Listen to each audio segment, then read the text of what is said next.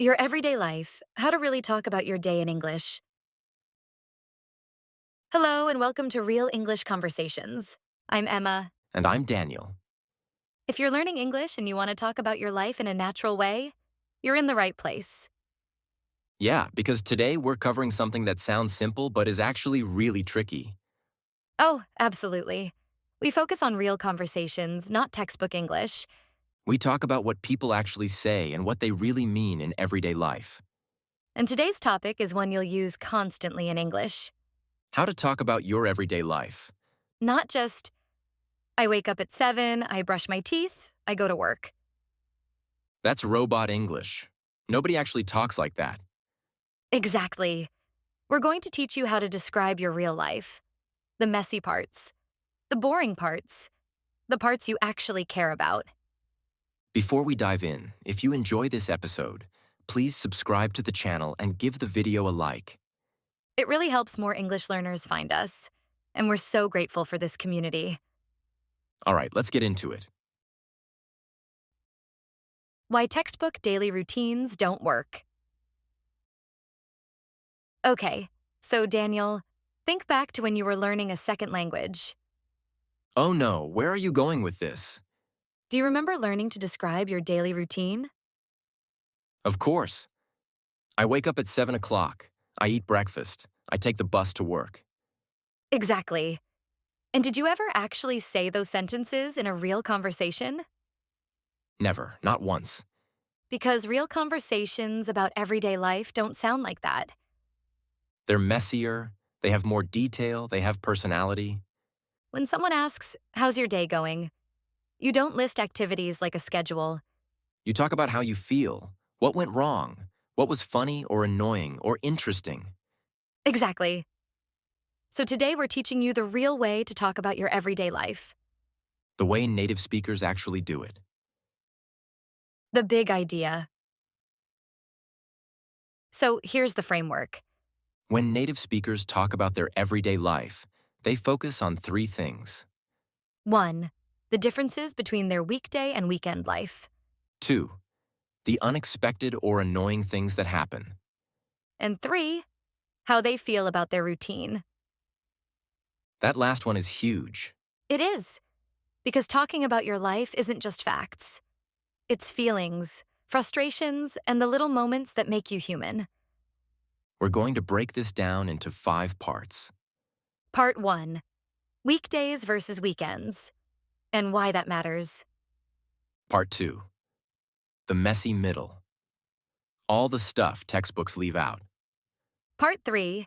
How to talk about habits without sounding like a robot. Part 4. Describing your social life and downtime. And Part 5. Being honest about what you want to change. Let's go through each part, step by step. Part 1. Weekdays versus weekends. Let's start with the most natural way to describe your life. Comparing your weekdays to your weekends. Because for most people, these are two completely different lives. Yes, on weekdays, you're stressed, you're rushing, you're following a strict schedule.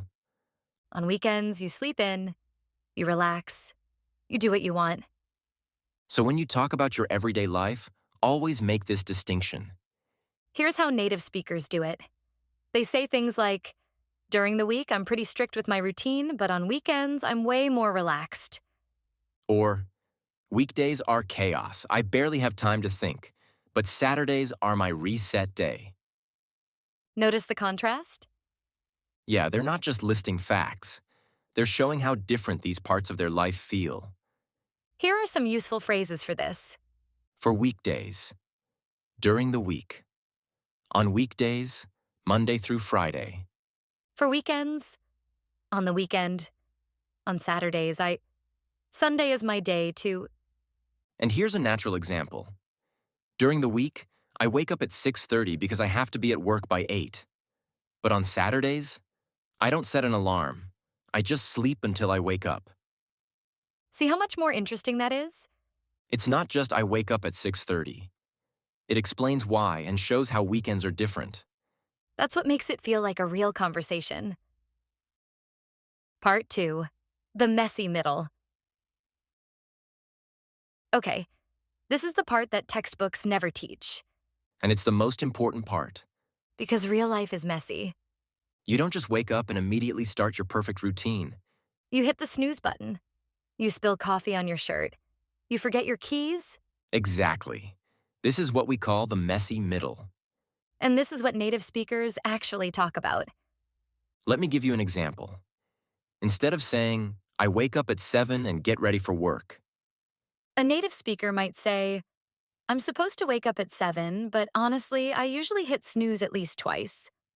or I set my alarm for 6:30, but I never actually get out of bed until 7.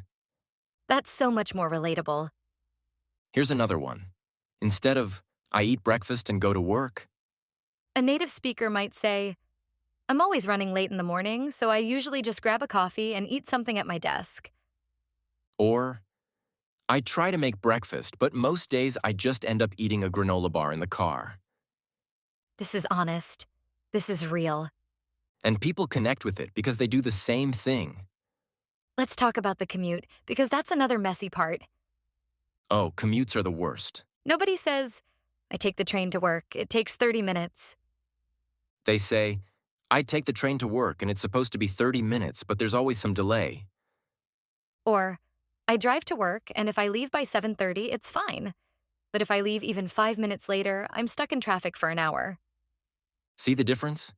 It's not just what you do, it's the reality of doing it. The frustrations, the variations, the things that actually happen. Part 3, talking about habits without sounding like a robot. Now let's talk about habits, Because you do have some routines and regular things you do. but the key is to talk about them in a human way. Not, I always exercise at 6 a.m. More like, I'm trying to work out in the mornings, but I only manage to do it like 3 times a week. That's way more natural. Here's the secret. Native speakers almost never say always or never when talking about their habits. Because life isn't that consistent.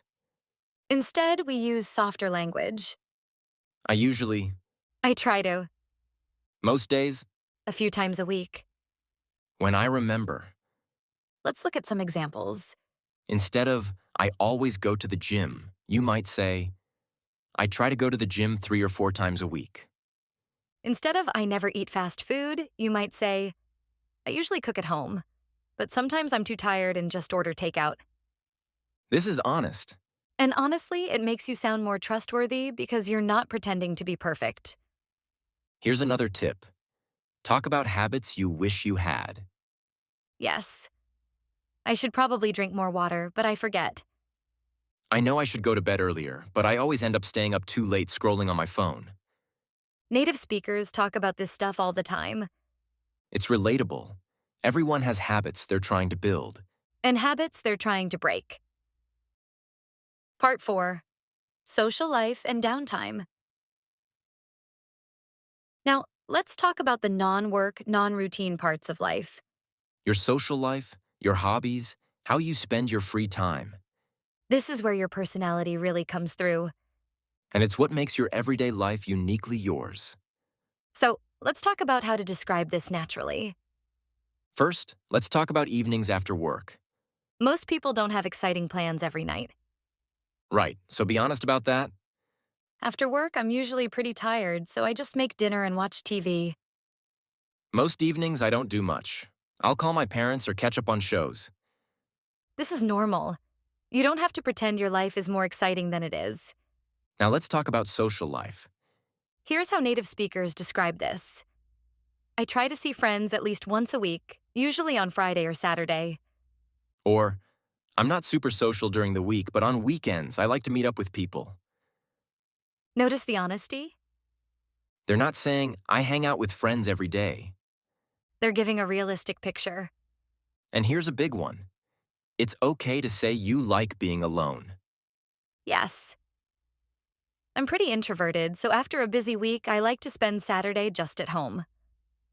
Or, I need alone time to recharge, so Sunday mornings are usually just me, coffee, and a book. That's not antisocial. That's self-awareness. and people respect it. Part 5. Being honest about what you want to change. Here's the final piece that makes your description of everyday life feel real. Talking about what you want to change or improve. Because nobody is 100% happy with their routine. We all have things we're working on or wish were different. And native speakers talk about this all the time. It's part of how we bond with each other. So let's learn how to do this. You can use phrases like, I'm trying to, I want to get better at. I wish I could. I'm working on. Here are some real examples. I'm trying to wake up earlier, but it's been tough. I want to get better at meal prepping so I'm not always scrambling for dinner.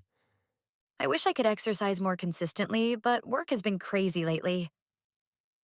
I'm working on setting better boundaries with work so I don't check emails at night.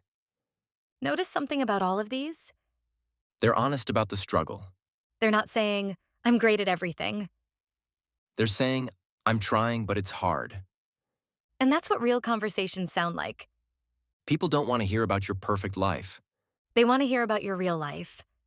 The good parts and the parts you're still figuring out. Putting it all together. Okay, let's hear what this sounds like in a real conversation.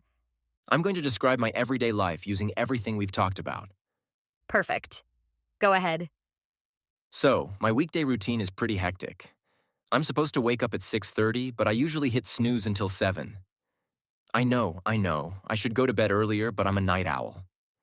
Anyway, I grab a quick breakfast, usually just coffee and toast, and I'm out the door by 7:45.